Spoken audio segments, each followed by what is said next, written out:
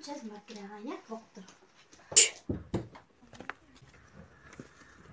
Саламатсызбы, биз микрокредитная компаниядан келдик. Саламатчылык, эмне жумуштар боюнча келдиңер? Сиз 1 жылдан бери кредит төлөй элек экенсиз. Эгер 1 жуманын ичинде төлөсөз, биз үйүңүздү алууга туура келет. Жашоо өткүнчү ата-энелердин кадырына жет эле. Ошон үчүн бул жөнүндө эртең эмес, бүгүн ойлонолу. Апалардын өмүрү Аллахка аманат. Дагы ким келди? Ой, эже кандайсың? Кандайсың? Кандай кичинекей чоңоюп калып турбайбы? Кандайсың? Мен өтө маани иштер менен келгем. Чыгып турчу.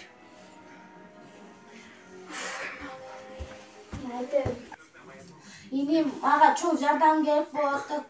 Мен үйүмдө карызым бар, толтурат. Россияга кетишим керек. Мен кызым сага тапшырдым. Кара. Анда макул, менден сага чоң жардам болот. Коесуңбу? Албасамчы. Мен моңда шүпүрүп кой.